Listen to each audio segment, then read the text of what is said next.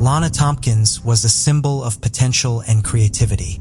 At 26, she came from the vibrant city of Detroit, Michigan, a location that, despite its economic challenges, remained a center of artistic and cultural richness. Lana worked as a graphic designer, having refined her skills at the College for Creative Studies, a renowned institution celebrated for its artistic contributions. Her portfolio, a lively array of digital illustrations and branding projects, showcased her ambition and talent. Lana's roots were deeply embedded in a close-knit family. She was the youngest daughter of Michael Tompkins, a committed automotive engineer at General Motors, and Susan Tompkins, a librarian whose passion for books was contagious. Her siblings, older brother David, an emerging lawyer, and sister Emily, a pediatric nurse, maintained a strong bond with her, founded on mutual respect and admiration. Her character was a mix of warmth and determination, qualities that endeared her to both friends and colleagues. Described by her peers as the life of the party, she had an infectious laugh that could light up even the dullest of rooms. Yet, beneath her cheerful exterior lay a dreamer with aspirations that reached far beyond the confines of her current life. In the days leading up to her untimely death, Lana was brimming with excitement over her plans to expand her design business. She had recently been in talks with potential clients in Toronto, hoping to tap into the city's thriving art scene, which was abuzz with the upcoming Toronto International Film Festival's announcement of its 2009 winners.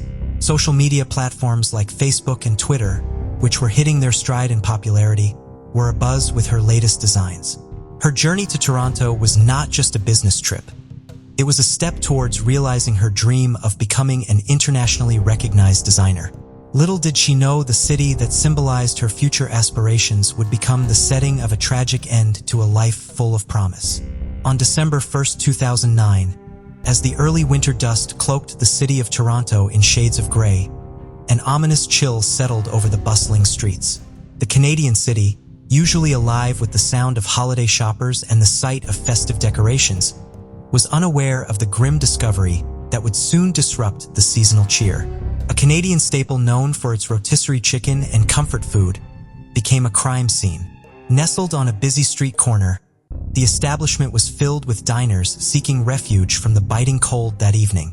Among them was Janet Valinsky, a local librarian with a penchant for mystery novels, who had stopped by for a quick meal after a long day at the Toronto Public Library. Little did she know that she would stumble upon a real-life horror that no book could prepare her for. Janet was met with a sight that would haunt her for years to come. Lana Tompkins, a visitor from Michigan, lay lifeless on the cold tiled floor. The victim was dressed for the winter weather, her scarf and coat a stark contrast to the stillness of her form. A luxury belt, an item far removed from the affordable indulgences typically sold in the nearby Eaton Cinders holiday market, was wrapped tightly around her neck. Janet's initial shock quickly turned to action as she suppressed her panic and alerted the restaurant manager, who in turn called 911.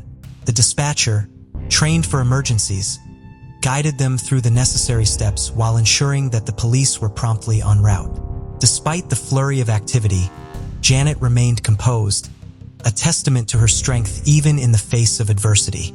As the snowflakes of the season began to fall, casting a serene blanket over the city, the warmth inside the Swiss chalet was irreversibly tainted by the cold reality of a life extinguished too soon. The Toronto Police Service received the distress call from the Swiss Chalet restaurant at 7:52 p.m. on that frigid December evening. Within minutes, the scene was swarming with the flashing lights of emergency vehicles, cutting through the darkness as they arrived with urgency. The first responders were met with a scene that juxtaposed the festive atmosphere typical of the season. A young woman's body lay in the solitude of the restaurant's bathroom, a place where the jovial chatter of diners was replaced by a deafening silence. Detectives James Keller and Sandra Lee, both veterans of the homicide squad, led the investigation. Keller, with his gruff demeanor and a reputation for his dogged pursuit of justice, was well known in the corridors of the 52 Division. His partner, Lee, brought a methodical and detail-oriented approach to the case, her skills honed by years on the force and a keen understanding of the city's diverse communities. The crime scene was meticulously preserved, with the area cordoned off to prevent contamination. Forensic teams donned protective suits as they entered the scene, a procedure that had become almost routine in a city that had seen its share of violent crimes. The air was thick with the scent of disinfectant, a stark contrast to the heavy aroma of gravy and fries that wafted from the kitchen. Lana Tompkins' body showed no immediate signs of a struggle, suggesting she may have known her assailant or been taken by surprise. The murder weapon, a belt from a luxury department store, hinted at a personal attack. Such items were not commonly found in the possession of the average Torontonian. As the forensic team collected evidence, they employed the latest in crime scene technology, including alternate light source imaging and 3D crime scene reconstruction, tools that were just coming into their own at the end of the decade. The meticulous collection of fingerprints and DNA samples was a race against time, with the knowledge that each passing moment could lead the killer further from their grasp. The crime had been committed with a chilling precision that left the seasoned detectives unsettled. As the night wore on, the realization that this case would not be a simple one was dawning on everyone involved. The city of Toronto, normally abuzz with excitement over the upcoming Winter City Festival, was now overshadowed by the specter of a murderer in its midst. As the investigation unfolded, attention turned to Laird Chevalier, a 23-year-old janitor employed at the Swiss Chalet restaurant where Lana Tompkins' body was found. Chevalier, originally from Sherbrooke, Quebec, had moved to Toronto in search of better prospects and was known among his colleagues for his quiet demeanor and punctuality. The young janitor lived a modest life in a small apartment cluttered with architectural blueprints and design magazines, remnants of his abandoned dream to become an architect.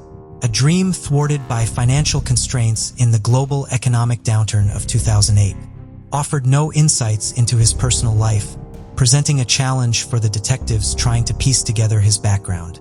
During the interrogation, held in the sterile confines of an interview room at the police station, Chevalier maintained a calm exterior. The detectives, skilled in the art of questioning, probed for inconsistencies in his account of the evening in question. He claimed to have been restocking supplies at the time of the murder, a routine task that left him largely unaccounted for during the critical window. His alibi was met with skepticism. The investigators, aware of the pressures faced by service workers in the city, often highlighted in exposés by the Toronto Star, considered the possibility of a crime of opportunity. However, without a clear motive or evidence linking him to the crime, their suspicions remained unconfirmed.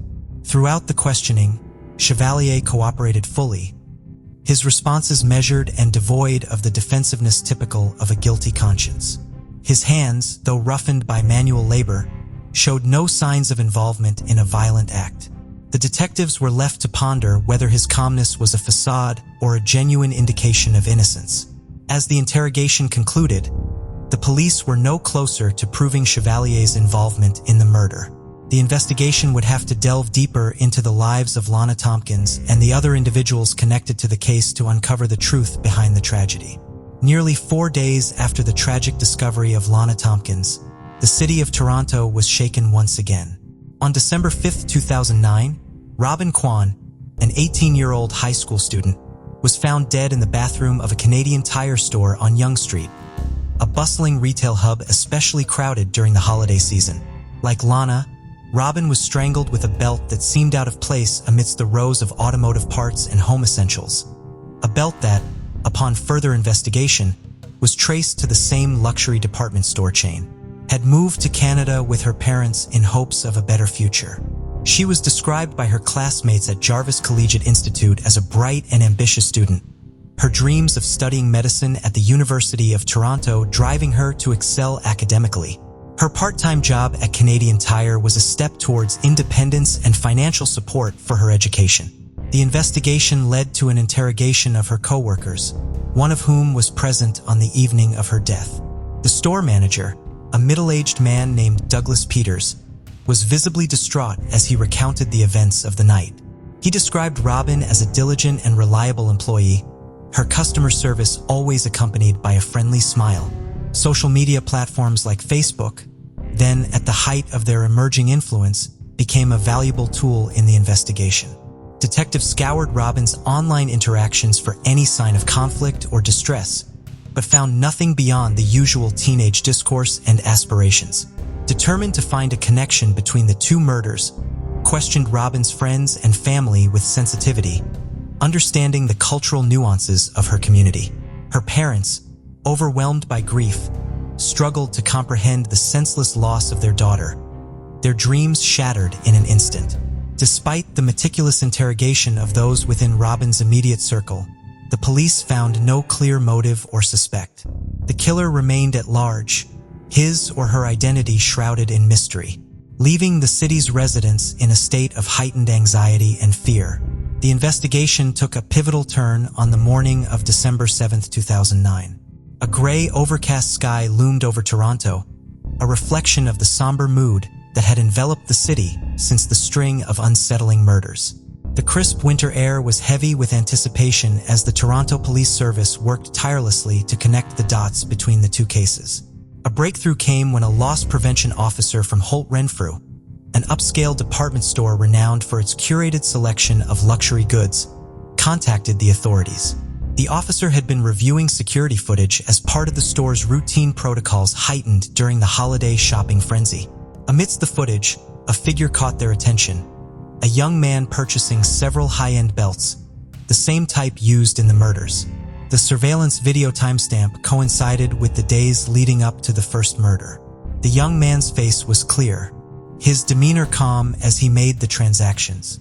The footage was promptly handed over to the police, who disseminated stills to local media outlets, including CP24 and the Globe and Mail, in a bid to solicit the public's help in identifying the individual.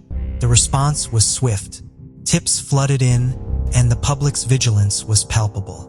Social media buzzed with activity as the images circulated on Twitter and Facebook, where concerned citizens shared information and expressed their unease about the brazen nature of the crimes. Detectives Keller and Lee analyzed the footage, noting the suspect's confidence and the ease with which he navigated the upscale environment. The belts, an accessory to fashion for most, had become an instrument of death in his hands.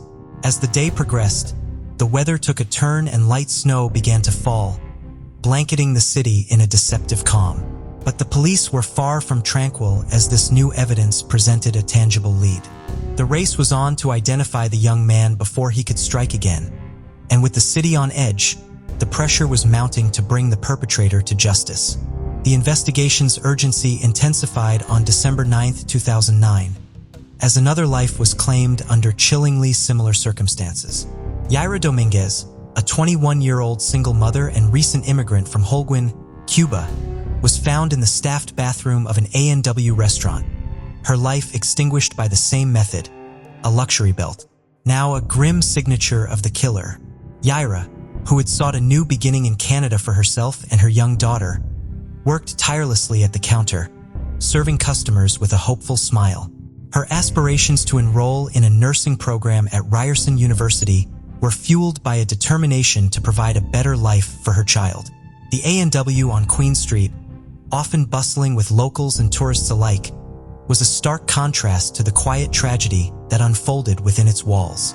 The police, now grappling with a serial killer, focused their investigation on the individual captured in the Holt Renfrew security footage. The manhunt led them to James Deacon Price, a 17-year-old high school student from one of Canada's most prestigious private schools. Deacon Price, the only child of a prominent Bay Street financier and a socialite known for her philanthropic endeavors, lived a life of privilege that was well documented in the society pages of the Toronto Star. During his interrogation, Deacon Price was arrested. Deacon Price's demeanor was unsettling. He was neither overtly nervous nor particularly cooperative, responding to the detective's questions with a nonchalance that belied the gravity of the situation. His digital footprint revealed a trail of arrogance, with social media posts that showcased a lavish lifestyle and a sense of entitlement that was out of touch with the economic reality faced by many Torontonians post-recession. The police probed for a motive, delving into Deacon Price's past and his relationships. His peers described him as aloof and often dismissive of those he deemed beneath him. Yet, there was no clear reason why he would target victims like Lana, Robin, and Yaira, women who were strangers to him, each battling their own struggles and chasing their dreams in a city that promised opportunity. As the interrogation continued, the detectives were left to ponder whether Deacon Price's actions were the result of a deeply rooted pathology or a perverse desire to exert control over the vulnerable. The answers, however, remained just out of reach, leaving the investigators to piece together the puzzle of a young man's descent into darkness. Amidst the backdrop of a snow-dusted Toronto, a narrative of privilege and malice began to unfold. By mid-December 2009, the city, usually preoccupied with the festive spirit and the recent Grey Cup victory of the Montreal Alouettes, found its attention riveted on a series of brutal murders. The common thread, a luxury belt used as a garrote, led investigators to James Deacon Price, a 17-year-old student from a prestigious private school. Deacon Price, the progeny of wealth and status, stood in stark contrast to his victims, women striving for betterment amidst the economic aftershocks that continued to reverberate from the 2008 financial crisis. His life, documented in the society pages and on nascent social media platforms, was punctuated by galas and exclusive events, a stark departure from the everyday struggles of Lana Tompkins, Robin Kwan, and Yaira Dominguez. The investigation revealed a chilling portrait of the young man. Despite his seemingly idyllic upbringing, Deacon Price harbored a morbid curiosity. His internet history, scrutinized by cybercrime specialists, unveiled a fascination with the macabre and the mechanics of death, a digital trail that added a layer of complexity to the case. In a coldly calculated manner, Deacon Price had sought out his victims, each selected with a predator's precision. The belts, purchased from high-end retail stores like Holt Renfrew, were not just tools but trophies selected to satisfy a twisted desire for power and control. It was a desire he confessed to during interrogation, stating with chilling detachment that he wanted to know what it felt like to end a life. The motive, as articulated by Deacon Price, was as banal as it was horrifying: a quest for sensation, an experiment in mortality devoid of any personal vendetta against the victims. He believed his affluent background made him untouchable, a belief that would soon be disproven by the weight of evidence against him. As the pieces of the puzzle fell into place, the detectives faced the daunting task of proving Deacon Price's guilt beyond a reasonable doubt. The city watched, its collective breath held, as the wheels of justice began to turn against a young man who had stepped far beyond the bounds of society's norms. The morning of December 11, 2009, dawned with a brittle clarity over Toronto, the city's iconic CN Tower piercing a sky of unbroken blue. The metropolitan area was still reeling from the revelations surrounding the high-profile case that had dominated headlines in the Globe and Mail and the incessant chatter on talk radio stations like CFABI. The Toronto Police Service, armed with incontrovertible evidence and a confession, prepared to make an arrest that would resonate through the corridors of power in the city. In the affluent neighborhood where James Deacon Price resided, opulent homes were adorned with tasteful Christmas decorations, a stark contrast to the somber task at hand. The young suspect, heir to a family legacy of wealth and influence, was apprehended at his family's stately residence, a place that had been featured in the glossy pages of Toronto Life magazine. The arrest was executed with precision, the culmination of countless hours of investigation by a task force determined to see justice served.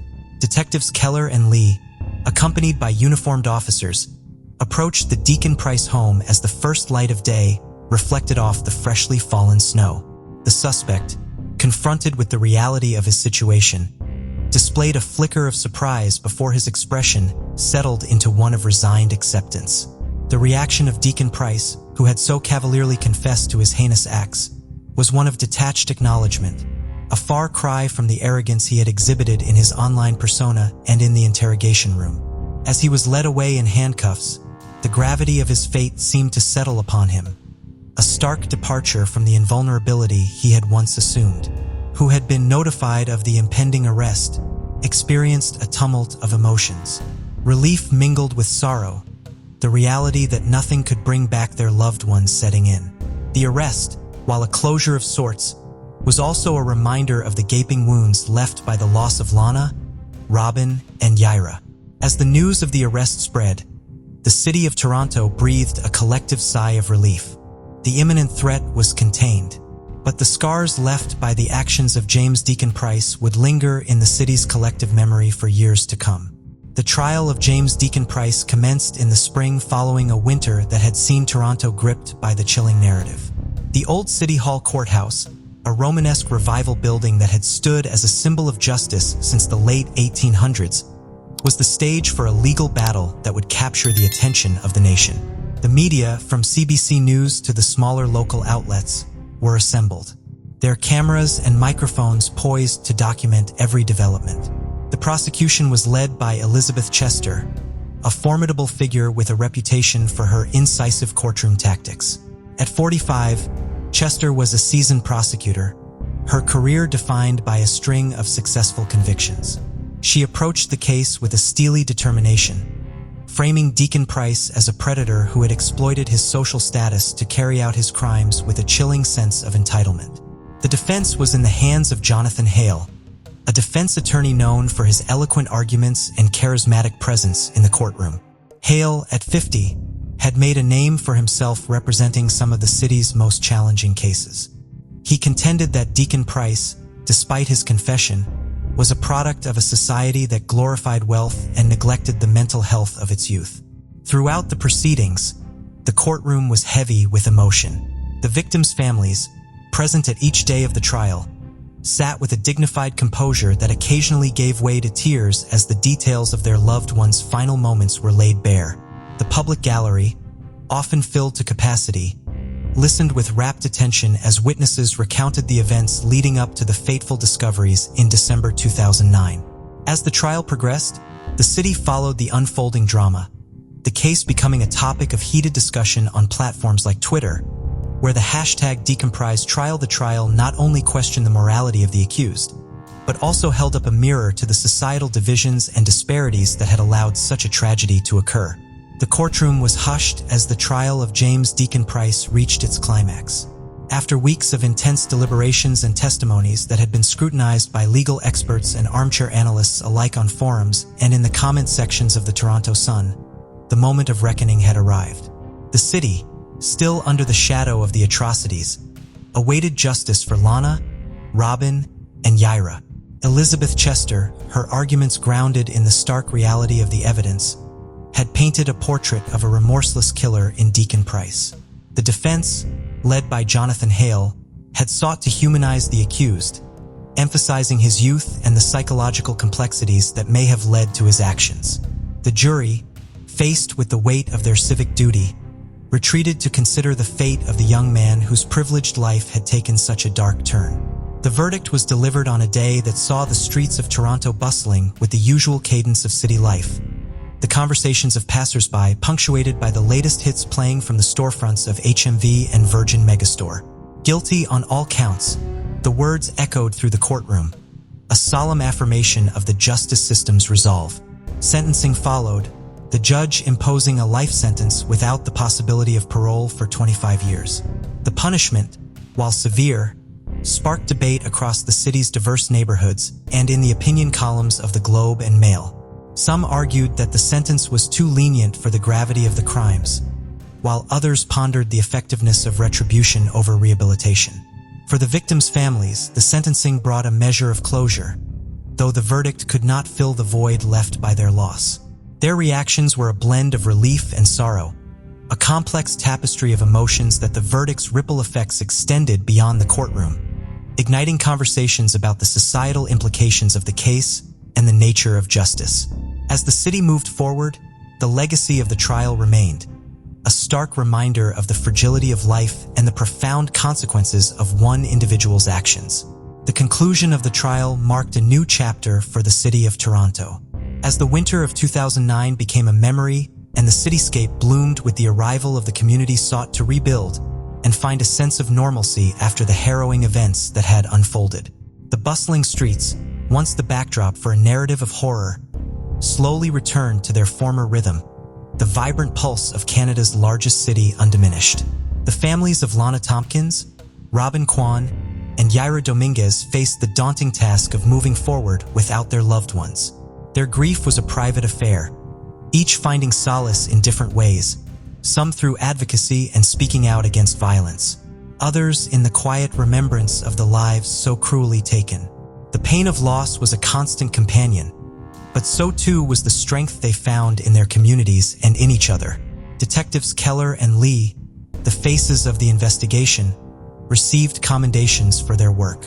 Yet the accolades did little to erase the images and testimonies that would linger in their minds long after the case was closed.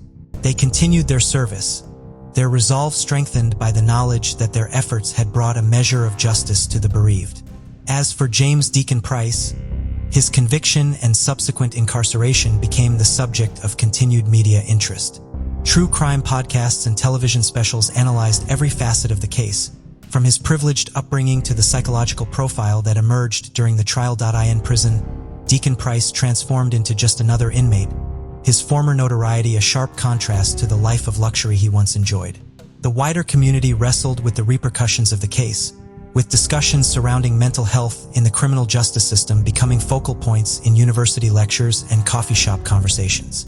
The murders left a lasting impact on the city's collective consciousness, sparking reflections on the vulnerabilities and inequalities woven into the urban landscape. As years went by, the case of James Deacon Price remained a cautionary tale, serving as a reminder of the darkness that can exist beneath a veneer of normalcy in the ongoing pursuit of justice against senseless violence. The case of the Nippo baby serial killer stands as a stark reminder of the shadows that can hide behind a facade of privilege. In the heart of America's breadbasket, Omaha, Nebraska, Melanie Vandermeer, a 34-year-old bank employee, led a life filled with ambition and family love. A Creighton University graduate, she had majored in finance, a field she navigated with both precision and enthusiasm. As the mother of 3-month-old Addison and wife to Peter Vandermeer, Melanie's life was a blend of modern motherhood and career goals. Her colleagues at the First National Bank of Omaha recognized her as a dedicated worker, often staying late to meet her clients' needs. Her LinkedIn profile, a relatively new concept in June 2005, highlighted endorsements for her financial expertise and commitment. At home, Melanie was the heart of her family, with her relationship with Peter seeming to exemplify partnership and mutual support, at least outwardly. Her family, including her sister Emily and parents John and Diane, played significant roles in her life, often gathering for Sunday dinners, a cherished tradition. These intimate gatherings mixed old stories with conversations about the latest episode of Desperate Housewives, a show Melanie loved for its depiction of complex women. Melanie's dreams stretched beyond her immediate world. She envisioned a future where her daughter would have opportunities she had worked hard to create. Just days before her death, Melanie excitedly shared plans to enroll Addison in the prestigious Brown-Niltelbot School, ensuring a strong educational foundation. As Melanie and Peter boarded their flight to Cancun, a couple's only trip to celebrate their second marriage anniversary, her thoughts were a mix of anticipation for the sandy beaches she'd seen in Travel and Leisure magazine and a well-deserved break from the rigors of new parenthood. Little did she know that this journey to paradise would be her last. On June 15, 2005, as the early morning sun cast a golden hue over the white sands of Cancun, a grim discovery disrupted the serene ambience of this tropical haven. At approximately 6:30 a.m., with the resort town slowly stirring to life, Maria Hernandez, an 82-year-old local known for her daily beachcombing rituals, stumbled upon a scene that would haunt the peaceful shores and make headlines far beyond the Yucatan Peninsula. The body of Melanie Vandermeer, still clad in AJ Crew Bikini, a popular brand featured in the summer catalogs of that year, was found lifeless, embraced by the gentle yet relentless waves of the Gulf of Mexico. Maria, who had lived through the transformation of Cancun from a sleepy fishing village to a bustling tourist hotspot, was no stranger to the occasional aftermath of nighttime revelries left on the beach.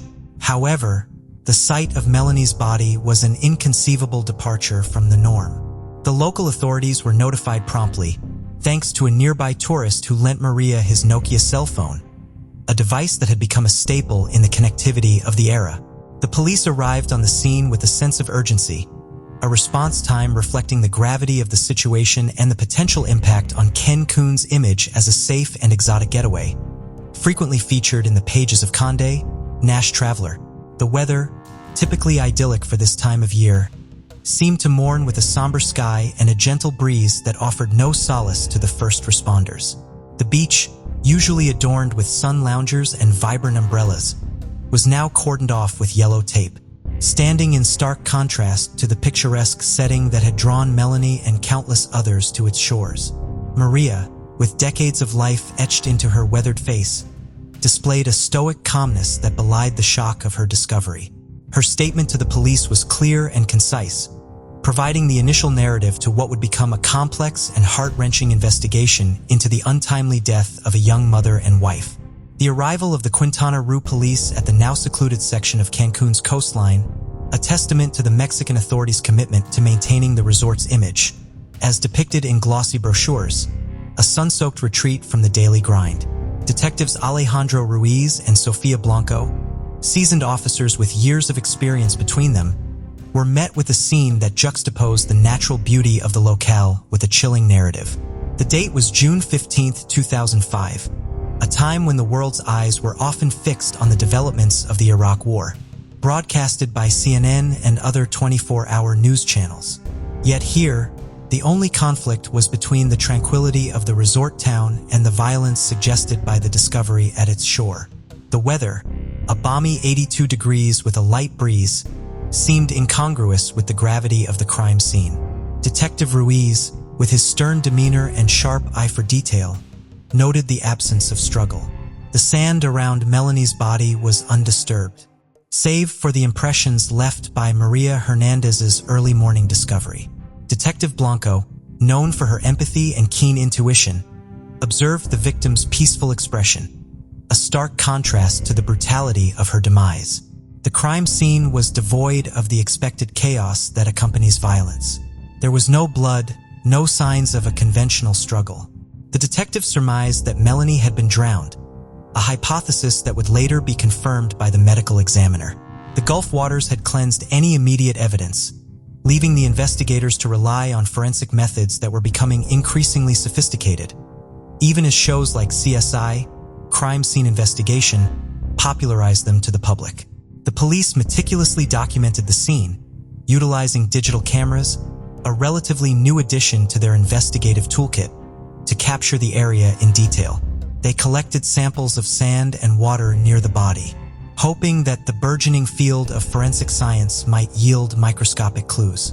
The absence of Melanie's personal effect suggested a robbery or an attempt to conceal her identity, complicating the case further. As the sun climbed higher, casting a harsh light on the grim task at hand, the detectives knew that the answers they sought might be as elusive as the motives behind this tragic end to a vacation that promised relaxation and renewal. As the investigation into Melanie Vandermeer's untimely death unfolded, the focus turned to her husband, Peter Vandermeer, a 35-year-old financial advisor. Amidst the swaying palms and sun-soaked beaches of Cancun, a stark contrast to the couple's quiet life in Omaha, Nebraska, Peter found himself at the center of a murder inquiry. With a reputation for ambition and a seemingly unwavering commitment to his family, Peter's life was under intense scrutiny. Peter's communications were being combed through by local authorities. Detectives sifted through call logs and messages, searching for inconsistencies in his account of their vacation, which coincided with the 2005 MTV Movie Awards bus, an event Melanie had been excited to discuss during their trip. During the interrogation, held within the stark walls of the Cancun Police Department, Peter's composure was as fluctuating as the stock market he navigated for a living. He spoke of their plans to visit the renowned Chichen Itza ruins, and how they had dined at the Hard Rock Cafe Cancun just the night before Melanie's disappearance. Yet, when pressed about rumors of marital strife, his demeanor shifted. His hands, which had calmly folded a napkin from the cafe into neat squares on the table, now clenched into fists. The detectives noted Peter's agitation when they inquired about the couple's financial situation, which was reportedly strained due to his recent investment in the real estate boom, considered precarious by some after the 2005 housing market predictions. Peter vehemently denied any discord, attributing any perceived tension to the normal stress of parenting a new baby and Melanie's ambition to ascend the corporate ladder at her bank. However, The police had uncovered evidence of several heated exchanges between Peter and Melanie, captured by the hotel's security cameras. These exchanges painted a picture of a relationship fraying at the edges, despite the idyllic setting. The investigation was further complicated by the discovery of a substantial life insurance policy taken out on Melanie, with Peter as the sole beneficiary, a common trope in true crime tales that raised eyebrows among the investigators. As the interrogation stretched into the evening, the detectives were aware that the burden of proof lay heavy on their shoulders. Cancun, a city pulsating with the rhythm of nightlife and the whispers of Caribbean winds, was now the backdrop of a narrative that had shifted from romantic getaway to sinister plot. The investigation into Melanie Vandermeer's death took a dramatic turn with the questioning of Tommy Walker, a 23-year-old Australian backpacker whose nomadic lifestyle had led him to the white sands of Cancun. His rugged charm and the allure of adventure had captivated Melanie, resulting in a clandestine affair that now placed him in the crosshairs of a murder investigation. Tommy's arrival in Cancun had been part of a broader itinerary that included the world's most exotic locales, a journey he meticulously documented on his blog, a popular medium in the burgeoning age of social media. His digital footprint, including check-ins at Cancun's Coco Bongo Club the night of June 14th, provided the police with a timeline of his movements. The interrogation took place against the backdrop of a series of benefit concerts aimed at combat in global poverty, mirroring the stark contrast between Tommy's free-spirited existence and the gravity of the situation at hand. His defense was as unwavering as the global resolve to make poverty history. Detectives probed Tommy about his relationship with Melanie, questioning whether jealousy might have driven him to an act of violence. The Australian, sporting a Billabong tank top and a sunburned demeanor, maintained his innocence. He recounted their last meeting, insisting it was nothing more than a farewell before he continued his travels to the next destination on his list, which included the recently opened Disneyland Hong Kong. Despite his assertions of innocence, the police were skeptical. The affair had been a poorly kept secret, whispers of which had even reached the ears of the staff at the Moon Palace Resort where the Vandermeers were staying. Tommy's passport and belongings were seized, revealing a postcard addressed to Melanie, the message on the back unfinished, and a tone one of longing. As the interrogation concluded, Tommy's fate hung in the balance, much like the Space Shuttle Discovery, which was grounded due to fuel sensor issues, delaying its much-anticipated return to flight. The investigators were left to ponder whether Tommy Walker's desire for freedom had been eclipsed by a darker impulse. On June 17th, as Cancun's tourist throngs reveled in the summer heat, a breakthrough emerged in the Vandermeer case. A local vendor, sifting through the sands to set up his beachside souvenir stand, unearthed Melanie's missing purse. The discovery, mere meters from the Moon Palace Resort, reignited the investigation with newfound urgency. The Sandy handbag, a Coach leather tote, a recent anniversary gift from Peter, contained more than the usual vacationer's essentials. Among the items were Melanie's hotel key card, a half-empty bottle of banana boat sunscreen, and a torn piece of paper that bore an enigmatic message written in what appeared to be Melanie's own hand. The cryptic note, partially smeared by sunscreen, seemed to be an unfinished sentence or a hastily scribbled thought. It read, "Meet me where the sun whispers goodbye," a phrase that detectives speculated could point to a clandestine meeting on the beach, perhaps with her lover, Tommy, or another unknown individual. The contents of the purse were meticulously cataloged and analyzed.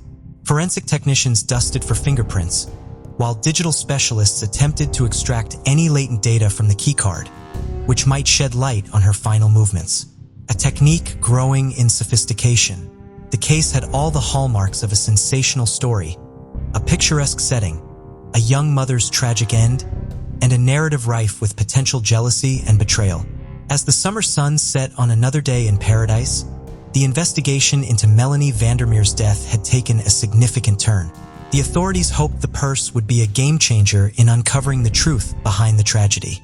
The serene shores of Cancun, usually a refuge for sunseekers, became the backdrop for a complex investigation as attention shifted to Maria Hernandez, the 82-year-old local who first stumbled upon Melanie Vandermeer's body. Maria, a fixture on the beach, supported her family through what tourists left behind, her life story a stark contrast to the carefree vacationers surrounding her. Detectives delved into Maria's background, uncovering a life marked by resilience and hardship. Her daily routine, as unchanging as the tides, involved combing the beach each morning, a practice she had maintained for decades. This consistency, coupled with her discovery of the body, prompted authorities to consider her a person of interest. During her questioning, which took place in a room that felt as cold and clinical as the air-conditioned lobbies of the nearby luxury resorts, Maria maintained a stoic composure. Her account was detailed and precise, reminiscent of the factual reporting style seen in the pages of National Geographic, which featured an article on the resilience of the elderly. Investigators probed for a motive, speculating on a theft gone wrong. However, Maria's history was devoid of any criminal entanglements. Much like the pristine beaches she walked were free of the seaweed that often washed ashore elsewhere. Her hands, weathered from years of labor, showed no signs of a struggle, and her alibi for the time of Melanie's disappearance was corroborated by other locals. As the interrogation unfolded, Maria, despite the investigators' initial suspicions, emerged more as a witness than a perpetrator. The detectives concluded their session with Maria, her account leaving them with more questions than answers. The pursuit of justice for Melanie Vandermeer continued, the case unfolding like the plot of a John Grisham novel, each chapter revealing new complexities. The investigation into Melanie Vandermeer's death culminated in a revelation that would shock the tranquil community of Cancun. The evidence meticulously gathered and analyzed by local law enforcement pointed to one individual, Peter Vandermeer, the victim's husband. The man who had presented himself as a grieving spouse was unmasked as the architect of a premeditated murder. Peter's facade began to crumble as detectives pieced together a timeline that contradicted his initial statements.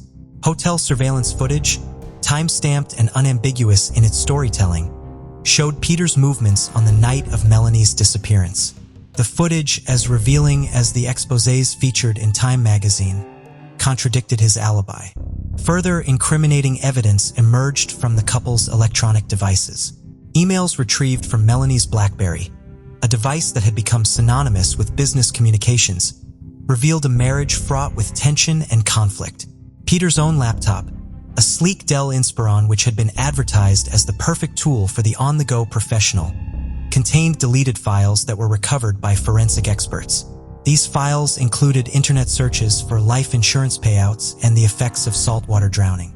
The case against Peter Vandermeer was becoming as clear as the high-definition images broadcasted by a newly launched HD channel. The motive was a tapestry of betrayal, humiliation, and financial gain.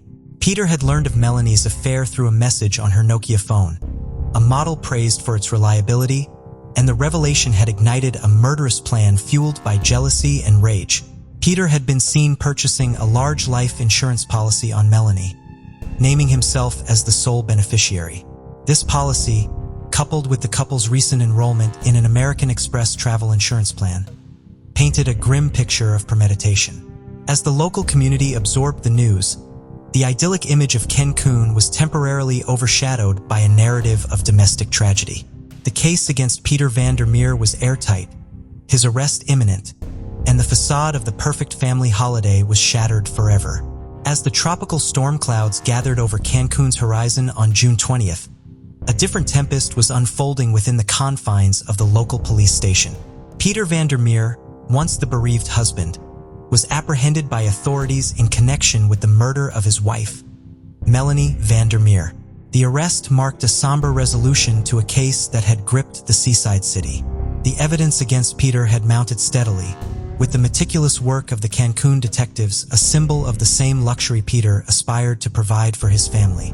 The detectives had constructed a detailed timeline of Melanie's final hours, corroborated by hotel surveillance footage and witness testimonies, which now pointed irrefutably to Peter's involvement. His apprehension occurred discreetly, away from the prying lenses of tourists' digital cameras, which were becoming increasingly prevalent, much like the Canon EOS 350D that had been released earlier that year. Peter's demeanor during the arrest was one of disbelief. He appeared as disoriented as someone waking from a dream, his reality irrevocably altered. The news of Peter's arrest spread quickly, traveling through the channels of local media with fervor. The case had all the elements of a primetime drama, and public interest was piqued.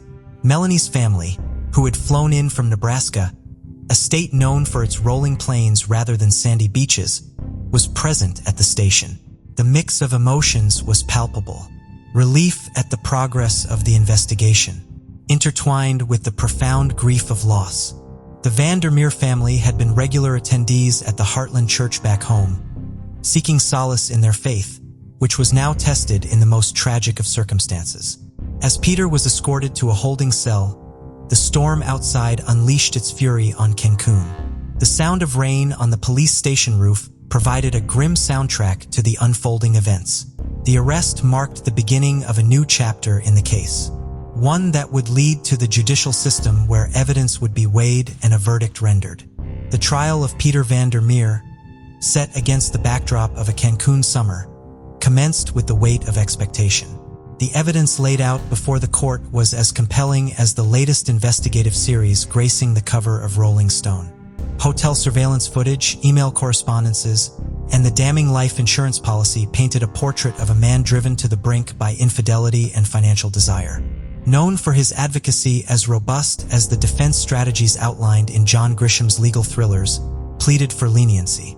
He highlighted Peter's lack of criminal history and his role as a father, drawing a parallel to the public sympathy for Martha Stewart, who had recently returned to the limelight after her own legal battles.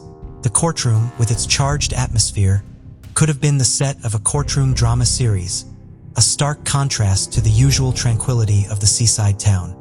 Melanie's family, a constant presence in the gallery, clung to each other, their emotions as turbulent as the stormy season that had just passed. When the verdict was announced, the word guilty resonated through the room, definitive and irrevocable. The sentencing that followed was severe, as if to match the gravity of Peter's actions. The judge cited the premeditated nature of the crime, delivering a sentence that ensured Peter would spend the majority of his remaining years behind bars. The media frenzy was reminiscent of the buzz surrounding the Live 8 concerts, which had taken place that same summer. Opinions on the verdict were divided. Some felt justice had been served, while others debated the complexities of the human heart and the concept of retribution. As the Vandermeer case closed, the family left the courthouse to begin the arduous process of healing. The foundation established in Melanie's name promised to keep her memory alive, a testament to the enduring spirit of a life taken too soon. In the wake of the trial that captivated Cancun, life gradually resumed its rhythm. Maria Hernandez, the elderly beachcomber who had discovered Melanie Vandermeer's body, returned to her daily search for treasures along the shore. The brief brush with the law had left an imprint on her, yet it became just another story in her long life, much like the tale she shared with her grandchildren. Tommy Walker, the Australian backpacker whose affair with Melanie had entangled him in the investigation, continued his global journey. The carefree spirit he once embodied seemed dimmed. The beaches of Cancun were replaced by new horizons, but his travel block, now with a more reflective tone, occasionally hinted at the shadows of the past. The detectives who had worked tirelessly on the case, Alejandro Ruiz and Sofia Blanco, received commendations for their dedication. Their success in solving the case was discussed in law enforcement circles with the same respect as the latest advancements in forensic technology featured in journals like Forensic Magazine. Melanie's family, back in Omaha, sought to honor her memory through activism. The foundation they established aimed to support victims of domestic violence, providing a means for their grief and a lasting legacy for Melanie. The foundation's efforts drew attention, similar to the social justice initiatives championed by celebrities during the Live 8 concerts that summer.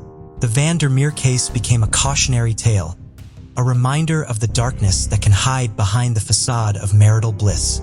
It mirrored the complexities of human relationships depicted in popular shows like Desperate Housewives, which captivated television audiences at the time. As Cancun's palm trees swayed in the soft breeze and the turquoise waters of the Gulf of Mexico lapped at the sandy beaches, the tragedy of Melanie Vandermeer remained a poignant chapter in the city's history, a story of paradise lost to the destructive forces of jealousy and revenge. The tragic case of Melanie Vandermeer serves as a reminder that paradise can sometimes conceal the darkest of human emotions. As we conclude this chapter of True Crime Case Files, we are left to reflect on the fragility of life and the lengths to which a broken heart may go in the pursuit of retribution. In the summer of 2001, as the world adjusted to the new millennium, Ray Truscott, a 53-year-old life insurance analyst from Plano, Texas, was preparing to celebrate a milestone that many couples dream of but few attain: his 20th wedding anniversary. Ray, a father of 3, was known in his community for his integrity and dedication. He had built a stable career at New Life Financial, a respected firm recognized for its competitive edge in the thriving Dallas-Fort Worth metroplex. A graduate of the University of Texas at Austin, Ray had risen through the ranks through determination and a talent for numbers. Colleagues often remarked that he was the first to arrive and the last to leave the office, showcasing his strong work ethic. Ray's home life was equally commendable. His wife, Dinah, and their children were the heart of his world. Neighbors frequently spotted the Truscott family at community events or heard about their trips to destinations like the Grand Canyon or Disney World, the latter highlighted in a newly released 2001 vacation planning VHS. Ray possessed a blend of the analytical mindset of an insurance analyst and the warm heart of a devoted family man. He was known for his dry humor, often referencing the latest Dilbert comic strip, which humorously depicted the quirks of corporate culture. Yet, his aspirations extended beyond spreadsheets and actuarial tables. Ray dreamed of watching his children graduate from college and retiring to a peaceful life, perhaps in the Texas Hill Country, where he and Dinah could enjoy their golden years. In the days leading up to his death, Ray was in high spirits, even mentioning to a neighbor his excitement for the U2 Elevation Tour concert planned for later that year. He had been carefully organizing their anniversary cruise, set to depart from Galveston, Texas, aboard the luxurious Voyager of the Seas, a Royal Caribbean vessel known for its elegant amenities and scenic routes. Little did anyone know that this journey, intended to celebrate 2 decades of love and commitment, would become his last. On the morning of June 15, 2001, as the Voyager of the Seas cut through the calm waters of the Gulf of Mexico, an unsettling discovery was made that would taint the ship's record of idyllic voyages. It was approximately 7:30 a.m. when the body of Ray Truscott, a 53-year-old life insurance captain by Marcus Caldwell. The vessel, a common sight in these waters, was out for its regular trawl when it stumbled upon the grim scene. The weather was uncharacteristically mild for a June morning, with a soft breeze that offered little solace to the crew of the Sea Sprite as they grappled with their find. Captain Caldwell, a seasoned mariner, was taken aback by the sight of the lifeless body bobbing in the gentle swells. His initial shot quickly turned to action as he radioed the Coast Guard. His voice steadied but tinged with the gravity of the situation. The crew, maintaining their composure, secured the area to preserve the integrity of what was now a crime scene. The discovery sent ripples through the media, with local news channels like KHU interrupting their regular programming to report on the incident. The cruise ship, which had set sail from Galveston, a port city still bustling with tourists flocking to attractions like Moody Gardens and the recently opened Schlitterbahn water park, was now the center of a tragic narrative. As the news of the discovery reached the ship, passengers who had been enjoying amenities, such as the ship's ice skating rink and mini-golf course, were struck by a palpable sense of disbelief. The vacationers, many of whom were Texans looking to escape the early summer heat, were now witnesses to a real-life drama unfolding in the midst of their leisure. The serene morning of June 15, 2001, aboard the Voyager of the Seas was abruptly shattered when word of Ray Truscott's untimely death reached the ship's captain. The vessel, a floating city that boasted a rock-climbing wall and an opulent dining hall, transformed into a somber crime scene. The U.S. Coast Guard, alongside the FBI, tasked with investigating crimes on international waters, quickly dispatched their best agents to the ship, which was now anchored off the coast of Galveston, Texas. Detective Corrine Henning and Detective George Givens were among the first to arrive. Henning, with a reputation for her unerring gut instinct, and Givens known for his methodical approach to crime solving, stepped onto the ship with a sense of urgency. The media frenzy had already begun, with outlets broadcasting live updates, fueling public interest and speculation. The detectives made their way to stateroom 7156, the last known location of the victim. To their seasoned eyes, the interior of the room appeared undisturbed, the bed neatly made, and personal effects arranged as if awaiting their owner's return. However, the balcony presented a stark contrast. Chairs were overturned, and a single glass lay shattered, its fragments catching the morning light, a silent testament to the struggle that had occurred. The crime scene was meticulously processed. Forensic teams dusted for fingerprints, combed through fibers, and collected DNA samples, while the ship's CCTV footage was seized for review. The investigators' presence was a solemn reminder to the passengers that their idyllic retreat had been breached by violence. As the investigation unfolded, the world outside continued its pace. In the background, faint sounds could be heard from the ship's onboard entertainment system, a hit song of the time, now a jarring soundtrack to a tragedy. The detectives, unfazed by the ship's grandeur or the distractions of the media, focused on the grim task at hand, piecing together the final moments of Ray Truscott's life and identifying his killer.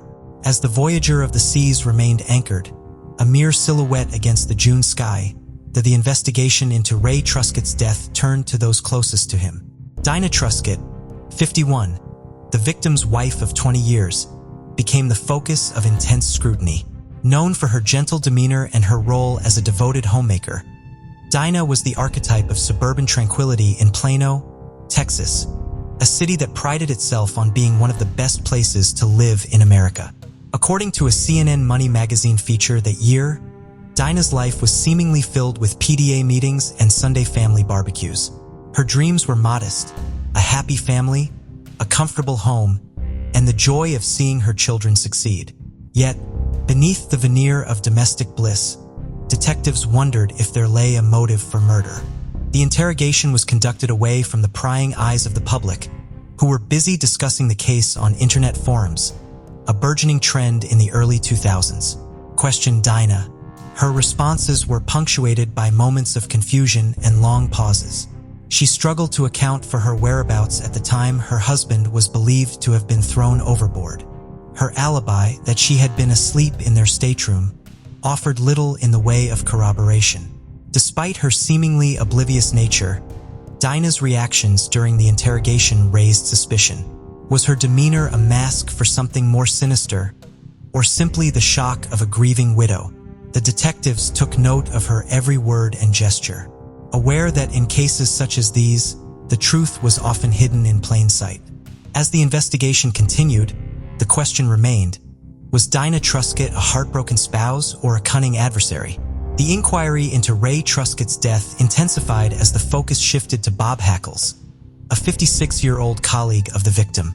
Hackles, a seasoned insurance analyst at New Life Financial, was aboard the Voyager of the Seas with his family. His outward persona was that of an affable family man. Yet beneath this facade was a clandestine relationship with Ray that, if exposed, could upend his life. Hackles' presence on the cruise was ostensibly for leisure, alongside his Russian wife, Irina, and their 2 children. However, investigators suspected that his true motive may have been rooted in the tangled web of his secret romantic involvement with the victim. The early 2000s were a time of contrasting attitudes towards such relationships, with television shows like Will and Grace, bringing LGBTQ themes into mainstream media. Yet many still face societal pressures to conform to traditional family structures. During the interrogation, Hackles maintained a calm exterior, answering questions with measured responses. Hackles was unflappable, even as detectives probed for a crack in his composure, seeking to understand the nature of his relationship with Ray and the potential for jealousy or betrayal to have driven him to murder. The police were methodical in their approach, aware that the success of shows like CSI Crime Scene Investigation, which had captivated audiences with its portrayal of forensic science, had raised public expectations for swift and conclusive detective work. They scrutinized Hackles' alibi, cross-referencing it with witness statements and security footage, determined to uncover whether his calm was a facade for a more turbulent inner turmoil. As the investigation delved deeper, the question loomed: could Bob Hackles, the man who shared whispered confidences and stolen moments with Ray Truscott, be capable of ending the life of the man he loved? On June 17, 2001, 2 days after the discovery of Ray Truscott's body, a new piece of evidence surfaced aboard the Voyager of the Seas. The morning was marked by a gentle Gulf breeze as a crew member performing routine maintenance along the starboard side of the ship noticed something unusual.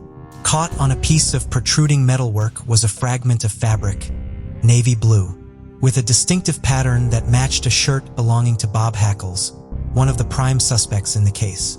The finding was a potential turning point in the investigation, a tangible clue in a case that had thus far offered few.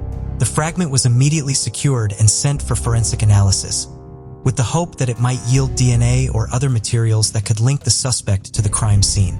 The media, always hungry for a new angle on the story, began to speculate on the implications of this development.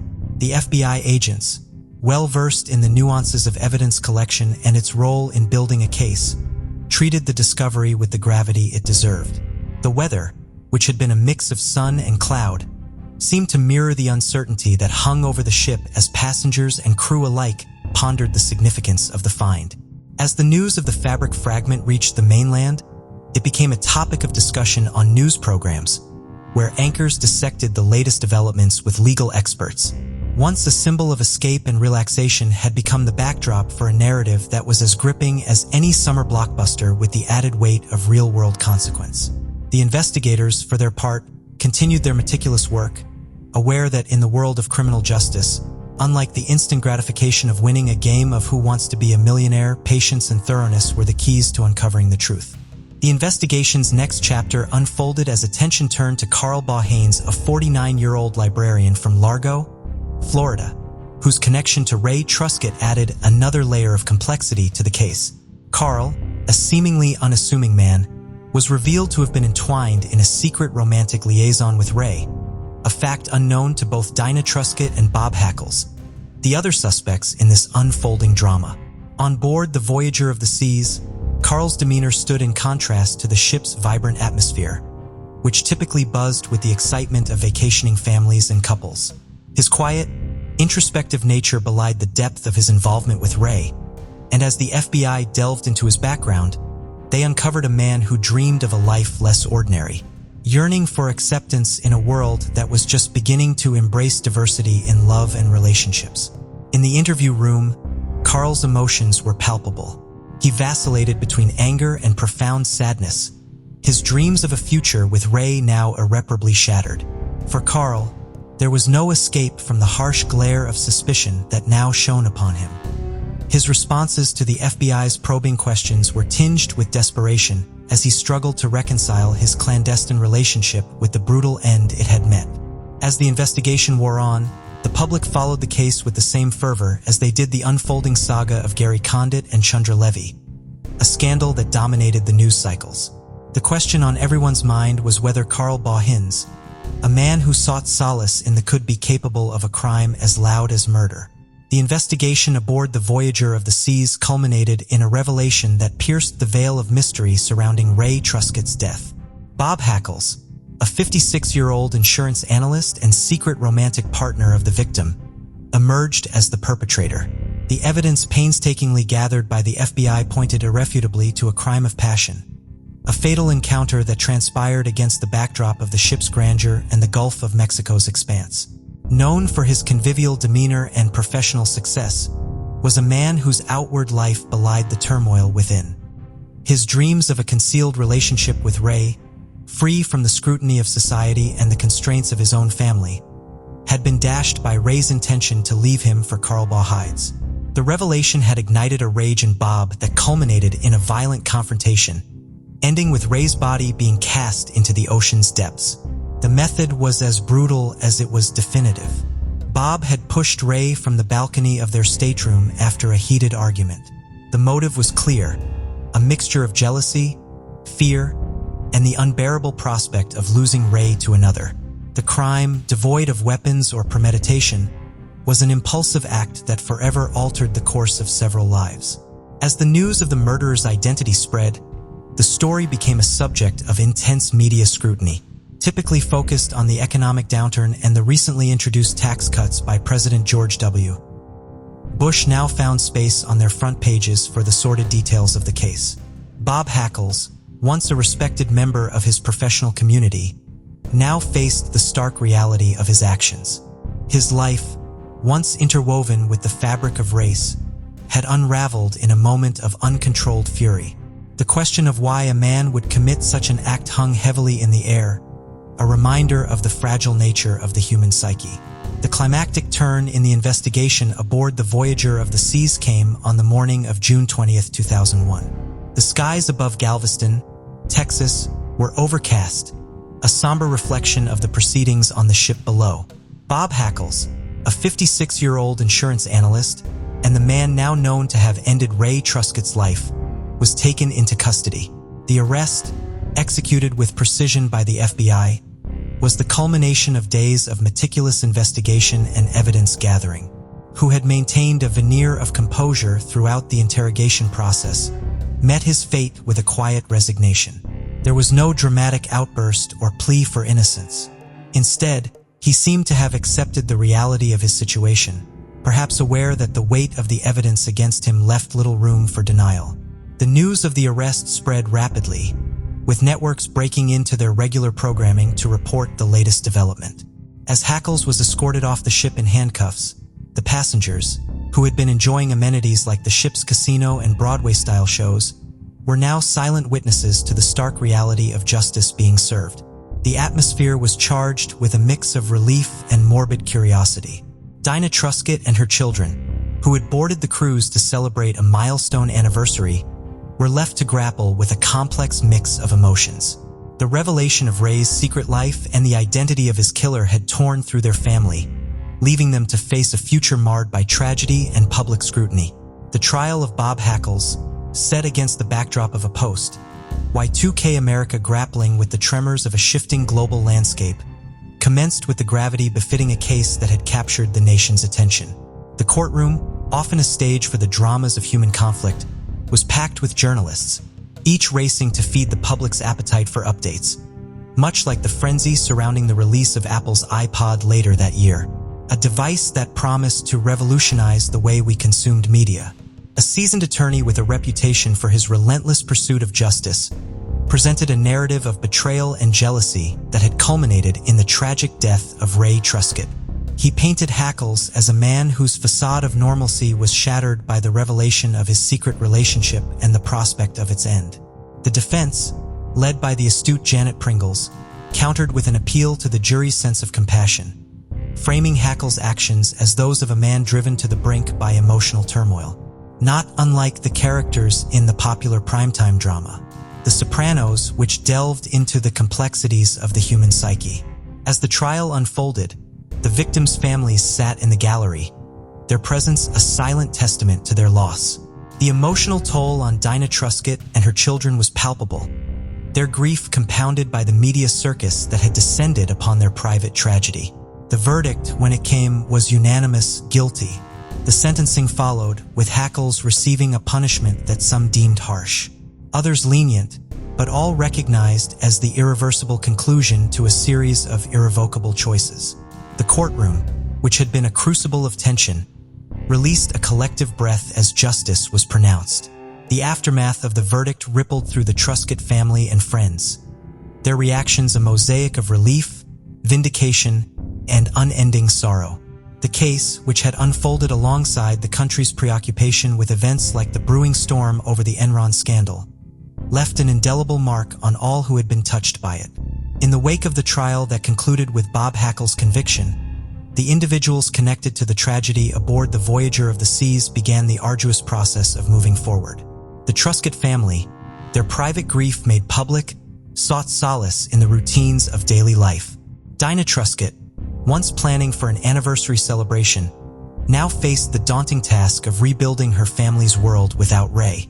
The children grappled with the dual loss of their father and the family's untarnished image. Detective Corinne Henning and Detective George Givens, the law enforcement duo who had pieced together the case, continued their careers with the FBI, each carrying the weight of the Truscott case as a somber reminder of the complexities hidden within human relationships. The case had tested their resolve and proven their dedication to uncovering the truth. Carl Bauhins returned to his life in Largo, Florida. His brief and secret romance with Ray now stood as a closed chapter, its details hidden within court documents and news archives. He sought anonymity, wishing to return to the tranquility of his profession, away from the sensationalism that had momentarily placed him in the public eye. Outside, the world continued its relentless pace. The stock market, still in turmoil since the dot-com bubble burst, continued to ebb and flow, mirroring the nation's economic uncertainties. Brands like Nokia and Motorola dominated the mobile phone landscape, their devices a common sight in the hands of those eager to remain connected in an increasingly digital world. As years went by, the memory of the case faded from public consciousness, replaced by fresh headlines and scandals. Yet for those directly impacted by the tragedy, the echoes of the past endured.